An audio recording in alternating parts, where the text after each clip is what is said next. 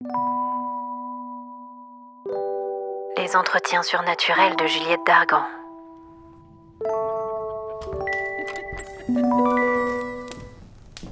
Aujourd'hui, je suis vraiment contente de recevoir quelqu'un dont les photos me font un truc très simple et très rare. Elle me donne envie de me taire 2 secondes, ce qui est assez rare, et de regarder et d'entrer dedans. Quelqu'un qui fait voyager l'âme et qui entraîne là où la lumière, les brumes et les pierres acceptent de livrer leurs histoires, si on en prend le temps, ce qui est rare aussi. Et aujourd'hui, donc, je reçois Bruce L'Huillier, photographe breton et explorateur de lieux oubliés. Salut Bruce, comment tu vas ? Salutations, Dame Juliette, je vais très bien. Bonjour à tout le monde. Je suis ravie de te recevoir enfin au manoir, ça fait longtemps. Donc, j'ai préparé une belle flambée, on devrait avoir chaud. Ah, c'est fantastique, merveilleux. Toi et moi, on se ressemble beaucoup. On a des univers et une sensibilité, je pense, assez proches. Ouais, je suis d'accord. Même si on n'a pas le même canal d'expression. Tu aimes immortaliser, en fait, je dirais presque resacraliser pour moi des lieux perdus, oubliés, mais encore vibrants de leur passé. Si je te demande qui tu es, tu me répondrais quoi ? Qui je suis? Alors, bien sûr, on n'a pas 3 heures, j'imagine. Je suis quelqu'un de curieux qui a toujours été attiré par le domaine des arts, de la nature. Et puis il y a un cheminement naturel, je pense, de l'enfance avec un intérêt pour les contes, une curiosité pour le paranormal, le fantastique, comme un peu tous les enfants. Sauf que ça m'a pas vraiment lâché. Et puis j'ai trouvé des façons, des médiums de pouvoir exprimer tout ça, de partager ça au fur et à mesure de l'évolution de ma vie, en passant par des études qui m'ont permis d'affiner mon sens de l'image, ma compréhension de l'image et le sens esthétique, avec des études d'histoire de l'art et ce genre de choses. Et puis j'ai passé beaucoup de temps, en effet, à aller soit dans des galeries, soit à aller à l'extérieur, dans des lieux un peu isolés, pas forcément très connus, et proposer une lecture un peu différente, plutôt silencieuse, même si les lieux sont assez chargés généralement, et on peut avoir une certaine tension. Et je suis quelqu'un d'assez enthousiaste, plutôt passionné, et assez observateur. Voilà, je pense que je peux aussi résumer ça avec ces 3 mots-là. Bah c'est une belle présentation que j'aime beaucoup. Donc toi, tu as une sensibilité effectivement particulière autour des lieux perdus ou chargés. Exactement. C'est quoi le premier souvenir où tu t'es senti happé par un lieu justement ? Le premier souvenir, ça peut simplement se résumer à un sentiment très bref qui vient de très loin. C'est les premiers temps de l'enfance, d'avoir la chance d'avoir grandi dans une maison avec un grand jardin à l'extérieur. Et je passais beaucoup de temps à observer le changement de lumière, de saison et des insectes. C'est vrai que je pense que comme beaucoup d'enfants, j'étais vraiment intrigué de voir un peu comment tout ça fonctionne, les fourmilières, les araignées dans le vieux mur. Et puis il y avait une espèce de grange à côté avec une porte en bois un peu esquintée, on voyait dessous. C'était aussi une invitation au rêve à se demander ce qui se passait dans cette grange qui faisait un peu fantomatique. Ouais, je vois bien. Voilà. Et l'imagination qui s'emballe. C'est exactement ça. Il y a eu beaucoup de légendes qui ont été créées sur cette grange, ça c'est sûr.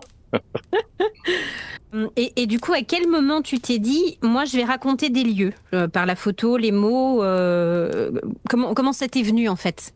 Je pense que déjà il y a un goût un peu du conte et de la narration aussi. Alors pas comme tu disais avec les mêmes outils que toi, mais ce que j'ai beaucoup aimé quand j'ai découvert ton travail il y a un peu plus de 2 ans maintenant, ça m'a ramené à une petite Madeleine de Proust, à un petit souvenir vraiment confortable, bulle de sécurité de quand j'étais enfant. J'étais abonné à quelque chose qui s'appelait Raconte-moi des histoires. Alors si certains de tes auditeurs ou certaines ont grandi dans les années 80, peut-être que ils se souviennent de ça. C'était tous les mois un livret avec une cassette audio, des histoires traditionnelles, mais aussi des contes un peu modernes et certains inventés. Ouais. Et il y avait déjà cette idée du conte, de l'imaginaire. Et puis je pense que tout ça a été nourri par certains auteurs et puis des films fantastiques. Moi, je fais partie de la génération d'Histoire sans fin, les Goonies. Enfin voilà, j'ai grandi là-dedans en fait. Toute une époque.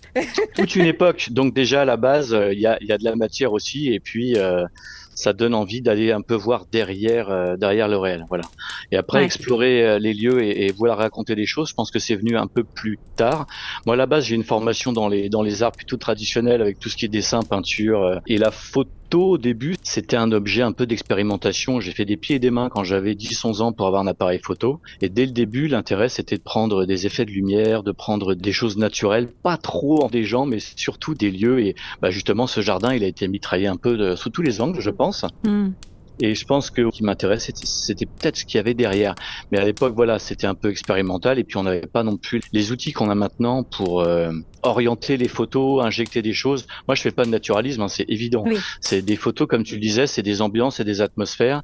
Ça raconte des choses, ça suggère des choses plus que ça les raconte.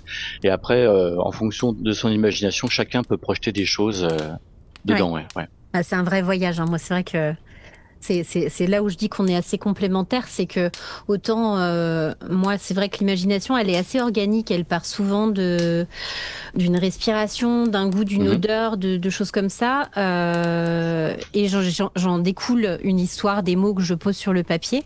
mhm. Autant toi, moi, je ressens vraiment ça dans tes photos. T'as un vrai univers, tu regardes la photo, pouf, tu plonges dedans, quoi. C'est vraiment hyper fort, quoi. Il y a cette idée aussi de peut-être de voir des fois, d'avoir accès un peu à des lieux qui sont entre guillemets un peu sacrés pour une raison ou pour une autre.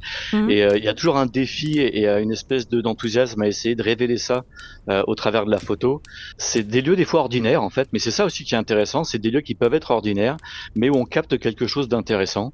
Et si on y retourne le lendemain, on prend à peu près le même angle. Peut-être que ce ressenti, tu vois, qu'on a eu, on l'aura pas exactement de la même façon. Comme un échange d'ondes qui serait pas le même aussi en fonction de l'humeur du lieu et du tien, en fait, peut-être. Peut-être ça aussi, ouais. Peut-être ça Mhm. aussi, mais c'est vrai qu'aux États-Unis, mes photos ont été utilisées par pas mal de gens qui trouvaient justement que je révélais des choses qu'on voyait pas forcément. Et même des lieux, des fois, où les gens me demandaient, mais t'as pris ça où? Et je leur disais, mais c'est à 1/4 d'heure de chez vous, en fait. C'est fou. Donc, bah ouais, ouais, ouais, ouais. Mais il faut prendre le temps pour ça. Et c'est vrai que, comme tu le disais, c'est aussi une démarche qui va à l'encontre de l'époque peut-être dans laquelle on est, où il Ouais, faut ralentir. Il faut ralentir, prendre le temps d'eux et être patient. Et ça fonctionne pas très très bien avec les enjeux tels qu'ils sont. Ouais. c'est clair. Le souffle, la vraie vie Mhm. et le temps. Et on est des amoureux de la Bretagne, je pense qu'on peut le dire, mais pas que, hein. On a aussi Mhm, une bien sûr. ouverture, bien sûr. Et je pense qu'on a aussi cette vibration dont on parlait, hein, qui se manifeste quand on visite des sites particulièrement chargés d'un point de vue émotionnel, historique, patrimonial, ce qu'on veut, dans Tout à lesquels fait. il y a quelque chose. Et toi, du coup, quand tu arrives dans un lieu que tu considères chargé, c'est quoi le premier signe? Est-ce que tu le ressens dans ton corps, dans l'air, dans le son? Est-ce que c'est une texture? Est-ce que c'est la nature, l'environnement? Tu vois, quel est un peu ton accroche en fait? C'est un peu tout ce que tu as cité, c'est exactement ça. Et puis je passe beaucoup de temps aussi à chercher de la musique. J'écoute énormément de musique et c'est plutôt des compositions un peu bande originale. Ça met dans une espèce d'ambiance, de contexte. La musique, c'est aussi un outil pour créer une espèce de zone de fréquence sur un lieu particulier. Et arriver avec une petite enceinte, une musique un peu d'ambiance ou atmosphérique, ça peut aussi aider Hmm. à voir le lieu. Enfin, en tout cas, moi, je peux fonctionner comme ça. Ça Ouais, peut aider à voir tu vois, des choses dans le lieu auxquelles tu n'aurais pas prêté attention tout de suite. Mais après, le lieu, bah, c'est un peu la communication, en fait, le dialogue qui va s'établir avec le lieu. Il y a des choses qui peuvent en ressortir, des fois non. Au niveau de la photo, c'est intéressant parce que très souvent, tu vois quelque chose que tu prends en photo. Et après, tu vas essayer d'apporter une espèce de rigueur, tu vois, un peu plus pousser sur ce que tu veux faire, reprendre un peu l'angle, te décaler un petit peu, penser à ta composition. Et franchement, 9 fois sur 10, la première photo que tu as prise est vraiment plus intéressante que les autres, quoi. comme si l'instinct et l'intuition étaient un peu à guider ta main sur le premier cliché, quoi. Ouais, c'est exactement ça, ouais. Donc Hmm. j'insiste, hein, ça fait des années que je fais ça, je continue à prendre des photos qui ne servent à rien, mais en général, c'est toujours la première qui fonctionne la mieux, je trouve. Ouais. Ouais, après, c'est un peu comme l'inspiration globalement. Moi, je trouve, en tout cas, enfin, c'est important de retravailler son texte aussi. Par Mhm. exemple, si tu prends en analogie le texte, mais souvent, la première veine, le premier instinct, c'est hyper important de le coucher sur le papier et de pas en avoir peur ou d'essayer de Ouais, trouver le truc parfait tout de suite parce qu'en fait, c'est vraiment l'instinct natif qui est hyper important, en fait, à capturer, quoi. Mm. ah, tout à fait. Et est-ce que dans les lieux, tu as une certaine connexion en fait au lieu? Est-ce que tu sens une présence, une mémoire? Ou est-ce que tu te sens peut-être plus accueilli ou toléré dans certains? Comment tu te places par rapport à ça? Je suis toujours très attentif et en même temps très vigilant. En général, la raison, si tu veux, prenne le dessus sur l'émotionnel et sur le cœur. De ce fait, je me laisse pas souvent happer par des choses qui émanent des lieux. Mais quand ça arrive, je sais que c'est quelque chose de particulier et de précieux. J'essaie d'être dans une démarche quand j'arrive dans un lieu justement qui a une certaine aura, tu vois. Oui. J'essaie de toujours me placer dans un certain cadre de l'humilité, du respect du lieu, bien sûr, et puis de mesurer un peu l'enthousiasme qui pourrait m'amener à aller fouiller un peu partout. Si des fois je sens que c'est un lieu qui est vraiment sacré, par exemple, où il y a des choses un peu particulières, j'essaie de m'empêcher de faire un peu trop comme si j'étais chez moi, tu vois. Ouais. Mais c'est vrai qu'il y a des lieux, et tu parlais de la Bretagne, c'est une terre qui est assez incroyable, et il y a beaucoup de choses qu'elle donne et qu'elle montre, mais il y a aussi des choses qui s'offrent après un certain temps et après avoir accepté des fois d'être un peu dans l'errance quand tu te balades dans certains lieux, c'est là où tu vas commencer à sentir des choses particulières. Hmm. C'est aussi ça que j'essaie de prendre en photo en fait. C'est cette espèce de chose qui est pas totalement dévoilée. Alors, tu parlais de la notion de respect dans les lieux.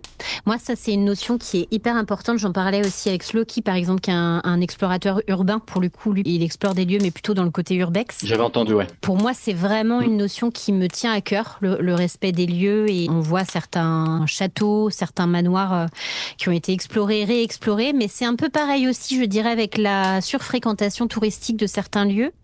Tu vois, par exemple, le château de Sucigno, qui est un très beau lieu, en fait.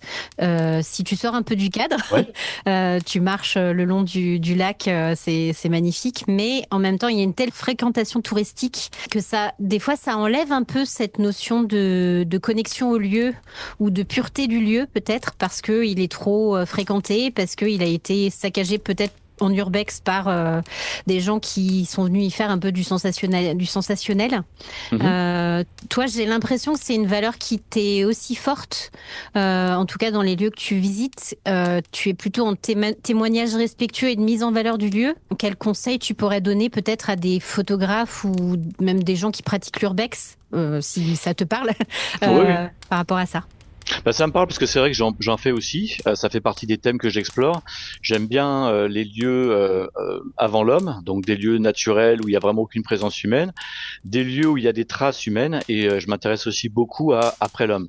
Donc la ruine, qui est toujours quelque chose qui m'a passionné depuis mes études d'histoire de l'art, avec Mm. tout ce qui est au niveau du symbolisme et surtout du romantique. On a développé un peu tous ces thèmes justement de nature qui reprend le dessus. Et donc ça, c'est des thèmes qui me passionnent. Donc je fais en effet de l'urbex aussi.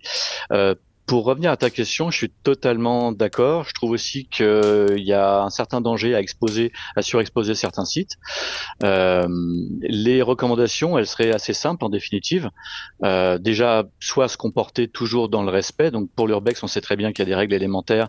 On est de toute façon, la plupart du temps, sur des domaines qui sont privés, qui sont pas accessibles et sur lesquels on n'est pas censé être. Hein, ça, faut bien le répéter aussi. Ouais. Et quand on y va, bien sûr, on ne dégrade rien, on ne prend rien, on ne touche à rien. L'intérêt, c'est juste de faire une empreinte visuelle du lieu. Ça s'arrête à ça. Et pour les lieux sacrés, les lieux archéologiques, mégalithiques qu'il y a partout en Bretagne, c'est bien évident que c'est pareil. On se comporte comme dans un musée en fait. C'est-à-dire qu'on Ouais. touche à rien, on observe, on profite du voyage, mais bien sûr on touche et on n'emporte rien.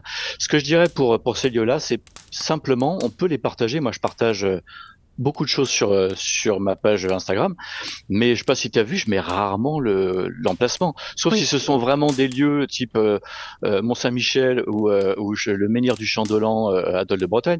Mais si ce sont des lieux en effet un petit peu cachés, un petit peu préservés, il faut absolument pas dire où c'est. Et puis une chose qu'on a commencé à mettre en place aussi dernièrement au niveau de nos règles avec les amis aussi avec lesquels je pratique la photo un peu urbex à l'extérieur, éviter les photos d'extérieur, parce que ça sur les grands Ouais. réseaux, les gens peuvent facilement identifier où ça se trouve. Donc, ouais, Donc, c'est très bien de partager. faire des plans de drone pour ramener des auditeurs, mais c'est au détriment du lieu, c'est ça que tu veux dire? C'est exactement ça. Et puis malheureusement, plus on partage ça, on sait pas trop qui est de l'autre côté, on sait pas trop comment vont se comporter les gens et Mm. quel type d'approche ils vont avoir. Ils peuvent se mettre en plus en danger et en plus dégrader le lieu, bien sûr. Il y a un château il y a peu de temps, une petite semaine là, qui est parti en fumée, je me souviens plus exactement où, qui était un haut lieu aussi de l'urbex et qui a été détruit. Donc, Ouais. bon, faut respecter aussi la l'esprit du lieu. Ouais, c'est un peu ça, ouais, ouais. Donc c'est Ouais. pour ça être dans l'observation, le respect, et puis toujours prendre un petit peu de distance, et c'est une bonne chose, ouais. Mm. Ok. Est-ce que tu as l'impression que les lieux te choisissent toi? Est-ce que ça t'est déjà arrivé ça en fait, tu vois, d'arriver dans un lieu et il y a une évidence comme si tu avais été appelé là et tu sens que tu devais vivre cet instant-là. C'est vrai que Bah, le hasard, de toute façon, hein, c'est le mot qu'on met sur les choses qu'on peut pas expliquer. Et de temps en temps, il y a des déroulements, on va dire, avec des successions de choses qui se passent et qui font que tu atterris sur un lieu où tu n'étais pas du tout censé aller et c'était le bon lieu à être au bon moment. Il n'y a pas vraiment de choses plus profondes que ça, mais j'aime bien cette idée qu'il y a malgré tout une communication avec les lieux. Toi, tu parles beaucoup de ça il y a une de tes histoires aussi avec la maison justement qui choisit la personne qui va venir s'installer à l'intérieur parce que Oui, c'est la seule à pouvoir dépatouiller une le situation. château de Sinbourg. Ouais, Exactement, ouais, ouais, ouais. Donc ça me parle, et ça m'est jamais arrivé personnellement d'avoir ouais, l'impression d'être choisi par un lieu. Mais ça fait partie des choses qui sont intéressantes et qui alimentent l'imaginaire, ouais, ouais. tout à fait. Alors, on a parlé un petit peu de la photo elle-même, de pourquoi tu fais de la photo, qu'est-ce qui t'intéresse en fait là-dedans. Moi, j'aimerais aussi un peu relayer ton style, même si j'invite bien sûr mes auditeurs à aller voir tes photos, hein, ça, bien entendu. D'ailleurs, en description de l'épisode, j'ai mis les liens vers tes différents réseaux sociaux où on peut voir ton travail. Mhm. Alors, c'est assez paradoxal ce que je vais dire, mais pour moi, tu fais des photos qui sont assez sombres, souvent, mais par contre, elles sont hyper lumineuses. C'est-à-dire que tu as un vrai travail sur la lumière, de contraste, avec beaucoup de ciel, je trouve. Est-ce que ça, c'est quelque chose que tu as travaillé? Est-ce que c'est naturel ou c'est juste mon interprétation à moi, peut-être? Je ne sais pas. Non, non, t'as raison, tu touches quelque chose d'intéressant. Je pense que par rapport à ça, à la base, moi, je suis vraiment plutôt dans la peinture et le dessin. Hmm. Hein, ma formation initiale et mon goût, c'est vraiment le dessin et la peinture. La photo, c'est venu après. Ça a toujours été en fait en second dans ce qui m'intéressait et puis le temps que je consacrais à la pratique des arts. Ce qui s'est passé avec la photo, c'est que quand j'ai commencé à voyager, à vivre un peu à l'étranger, je suis allé vivre pendant une paire d'années en Guadeloupe, là je reviens de 10 ans aux États-Unis, c'était compliqué des fois d'avoir un studio physique avec des pinceaux, avec du matériel. Donc j'ai commencé à faire de plus en plus de photos en me disant ces lieux-là, j'ai pas l'occasion de travailler dessus, mais je vais m'en faire une galerie de souvenirs qui me permettront, ce sont des outils pour pouvoir travailler plus tard dessus, peut-être en peinture, peut-être en dessin ou autre. C'était un peu anecdotique peut-être la photo pendant un moment et c'est devenu une pratique aussi importante et en ce moment même beaucoup plus que les autres. Mhm. Donc je pense que cette chose que tu cites par rapport à la lumière, ça vient peut-être de la pratique des arts. À la base, je suis un peu plus dans la couleur. Oui. Et puis l'équilibre enfin, en photographie, c'est toujours ça en fait, c'est l'équilibre subtil pour pouvoir à la fois présenter des choses qui sont entre les deux en fait. Une image très claire, elle est un peu, pour moi, elle est pas très intéressante à voir, et sombre, bah on n'y voit rien. Donc il faut vraiment arriver à négocier en entre deux. Ouais. Et bah ça me fait plaisir que tu dis ça. T'as remarqué, c'est parfait. Juste pour faire un tout petit parallèle, c'est drôle ce que tu dis sur le fait que ton art, ton canal d'expression artistique ait été la peinture. Mhm. Et comment dire, guider un peu ta main sur la photo. Moi, c'est des parallèles qui m'intéressent beaucoup, en fait, ce Mhm. côté glissement entre deux canaux, tout en gardant un peu une inspiration de départ. Tu vois, il y a par exemple parce que ça peut aussi se transmettre dans d'autres thèmes. Et il y a un lieu, par exemple, en fait, je sais pas si tu l'as visité, qui est les jardins de Kerdalo, vers Tréguier. Non, pas encore. Alors en fait, c'est un lieu qui est un parc, donc tu te Oui. dis bon, bah voilà, c'est un parc. Ah non, Et mais j'aime bien. ouais, mais en fait, c'est assez drôle parce qu'il a été fait par un peintre russe qui avait racheté une terre agricole dans laquelle il y avait rien, c'était plat, c'était un champ quoi, tu vois, mais Mhm. assez encaissé autour d'une ferme, une vieille ferme avec des vieilles pierres, tu vois vraiment le. Et en fait, moi, c'est un lieu. Il a peint son jardin, c'est vraiment ça. Et d'ailleurs, quand il y a des témoignages en fait de sa façon d'approcher les choses, c'est-à-dire qu'il a composé son jardin comme un tableau. Il a fait des effets de comment dire de profondeur comme un tableau avec des couleurs différentes, en projetant son jardin tel qu'il serait dans 20 ans, dans 30 ans, dans 40 ans. En choisissant les espèces, leurs couleurs, leur forme potentielle et l'évolution de la couleur de leurs feuilles, avec en plus une projection selon toutes les saisons. Enfin, c'est juste dingue, quoi.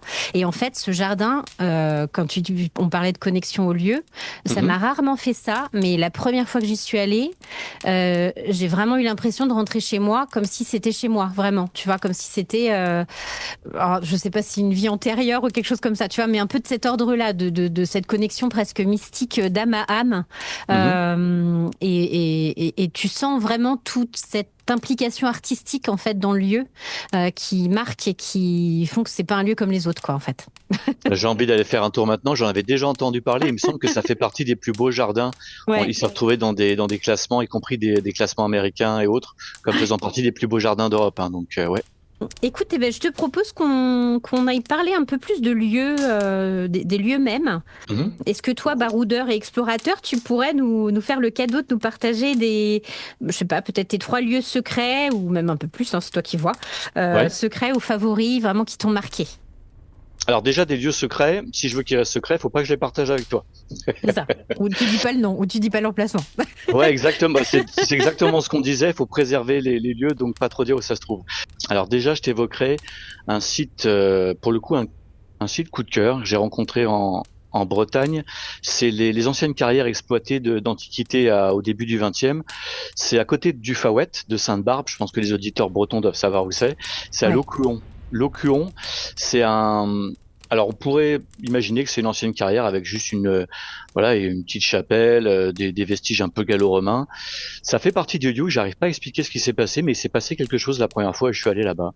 Ok. Euh, alors, on est vraiment dans du typique breton. Tu sens qu'il y a une christianisation qui est assez euh, ancienne mais récente et qui avait autre chose avant. Hmm. Clairement, ce lieu-là, il était sacralisé à l'origine.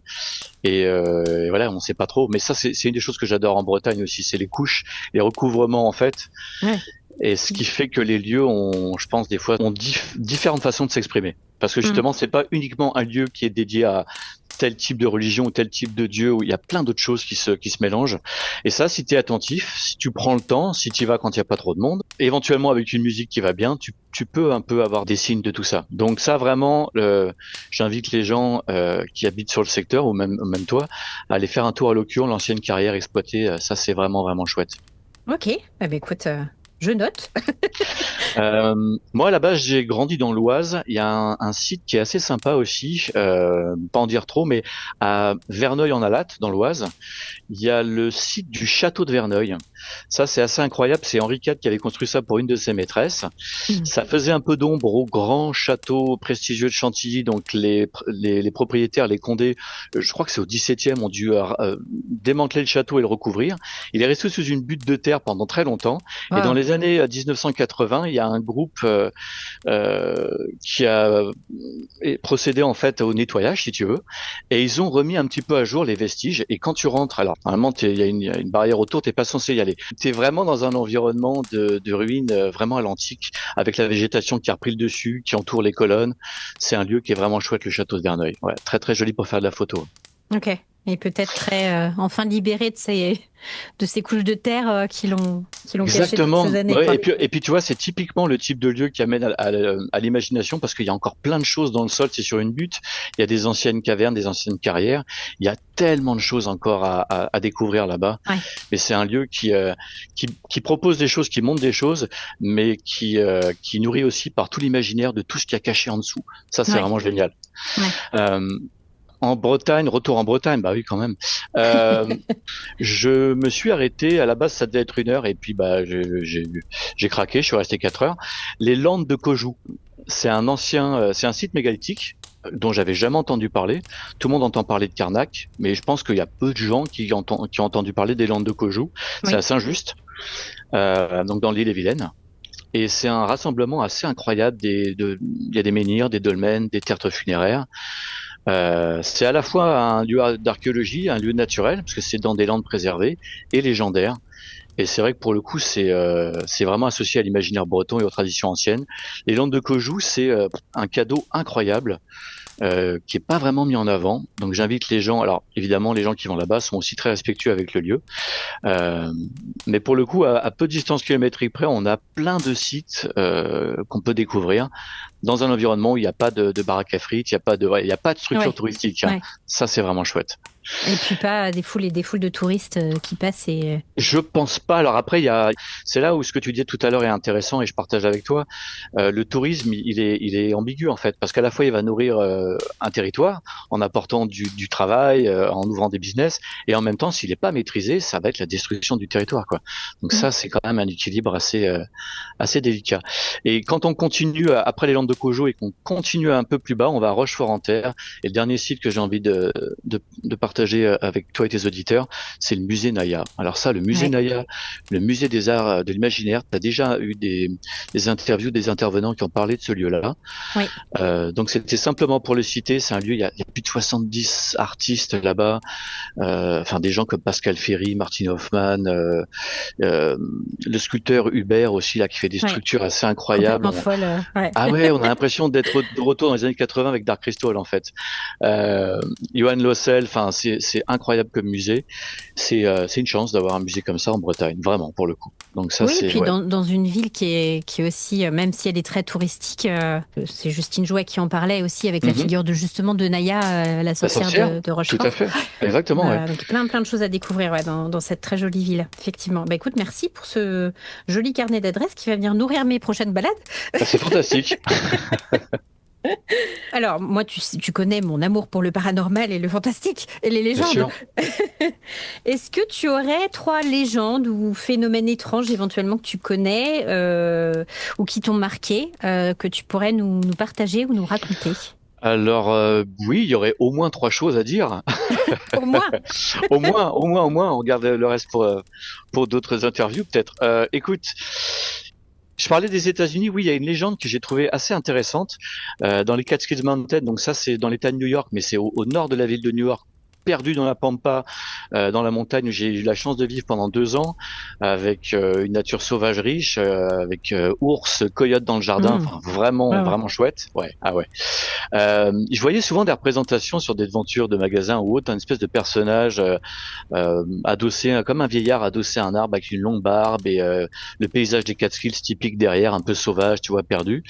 Et à un moment, en mettant un peu mon nez là-dessus, là-dedans, je me suis aperçu que c'était, d'après un conte très connu du 19e, c'est Rip Van Winkle. C'est un conte néerlandais apparemment d'un personnage qui échappait un petit peu à la pression de sa vie, qui avait tendance à se balader, être un peu oisif, tu vois. Mhm. Et puis un jour, au cours d'une de ses balades, il a rencontré des esprits qui transportaient des caisses de liqueurs un peu mystérieuses. Donc on lui a proposé donc de goûter. Et à la suite de ça, il s'est endormi. Et quand il se réveille, son chien qui était là est plus là. Il s'aperçoit qu'il a une barbe qui lui descend jusqu'aux genoux. Et 20 ans se sont écoulés. Donc Ah, t'imagines que tout ok. a changé autour de lui. Les gens qu'il a connus sont plus là et se retrouve confronté à ce monde qui est plus celui qu'il a connu. Ce qui m'avait marqué et intrigué, amusé dans cette histoire, c'est que ça ramène vachement à nos histoires celtiques bretonnes aussi. Tu sais, des personnages qui se retrouvent souvent, qui vont dans les Landes alors qu'ils sont pas censés y Oui, aller, à la Samin ou autre, et qui se retrouvent à glisser au travers d'un cide, d'une porte, et qui se retrouvent aussi prisonniers d'un monde oui, féerique dans lequel le déroulement du temps est pas le même. Et quand tu arrives à en sortir à un moment, tu t'es plus du tout en phase avec le monde. Donc j'avais ouais. trouvé ça assez intéressant que ce thème-là, a priori, on le retrouve Mais partout, oui. quoi. Donc ça, c'était une histoire rigolote. Bon, on parlait de légendes aussi typiquement bretonnes. La première fois, je pense que je suis venu en Bretagne, je devais avoir à peu près entre 10 et 12 ans. Et on avait fait un tour avec mes parents de Bretagne en passant par la côte. J'ai un souvenir étrange parce qu'il est comme une empreinte du côté de la Pointe du Raz Ouais. et la baie des Trépassés. Et je me souviens qu'on était certainement en période estivale, donc je pense qu'il devait quand même y avoir du monde.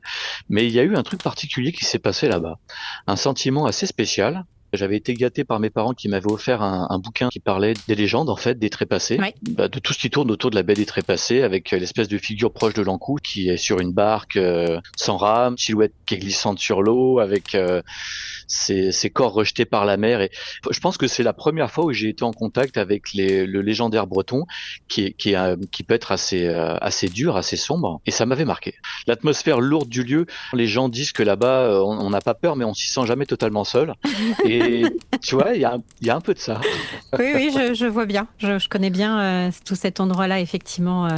J'ai passé beaucoup de temps et également étant enfant. Mhm. Mais ouais, c'est un lieu qui est fort et qui continue à être fort avec beaucoup d'histoires et de légendes, effectivement, et de folklore et d'imaginaire qui vit toujours. Ce qui m'intéresse, tu vois, dans ces lieux-là, c'est que c'est pas uniquement des choses un peu sombres, ou c'est pas des endroits maudits en fait. C'est des lieux Mm. un peu d'embarquement, des lieux de transition et des seuils. Et si tu regardes ce que je fais en photo, il y a souvent des seuils. Il y a Mm. souvent deux arbres posés avec une espèce de lumière particulière, ou des portes, ou des Ouais. fenêtres. J'aime bien cette idée de passage. Ça, c'est aussi une chose qui est récurrente. Mm. Donc, c'est peut-être aussi pour ça que ces lieux-là me parlent plus que d'autres. Ouais, ouais, ouais. Ouais, je comprends. Et la dernière chose que je voulais partager éventuellement avec toi, c'est une chose un petit peu plus personnelle, que j'ai pas trop partagé en plus de par le passé. Il y a quelques années, une vingtaine d'années, j'étais du côté de Toulouse et j'avais été plusieurs fois dans un lieu que j'adore, qui est la basilique Saint-Cernin. C'est un des hauts lieux de l'art roman en France avec des fresques. Enfin, si on aime l'architecture ancienne médiévale, c'est absolument incroyable et il faut y aller. Ok. Moi, j'avais été plusieurs fois et voilà, c'est un lieu que j'aime pour son calme et puis la richesse des vitraux, des peintures. En effet, c'est assez rare d'avoir des peintures murales qui sont conservées dans cet état-là. Un jour où je me présente là-bas, et j'étais avec un pote d'enfance avec lequel je fais aussi beaucoup d'exploration. Pelu Arquad, il est aussi sur Instagram. Et Ouais. là, je l'avais emmené ce jour-là, et par hasard, la crypte était ouverte. Donc moi, je m'étais dit, c'est génial, ça fait un nouveau site à visiter, un nouveau lieu. Et en descendant en fait dans cette crypte, je me souviens que la terre était battue. C'était un endroit qui a l'air d'être assez vétuste et assez simple, tu vois. Et au Mm. centre, il y avait une colonne. En m'approchant un petit peu, il y avait comme des espèces de feuillages un peu sculptés. Sauf que en m'approchant de cette colonne, je commence à sentir quelque chose d'un peu particulier. Là, on parle vraiment de ressenti physique. Donc naturellement, un peu curieux, un peu bête, moi je mets la main en m'approchant de cette colonne. J'ai eu toute une espèce de sensation de très physique, une fois de plus, de gargouillis, de choses. Ça m'a un peu retourné le ventre, on va dire, les tripes. Ok. C'était pas désagréable, c'était juste assez fort, totalement inattendu, mais j'ai ressenti vraiment quelque chose de très étrange.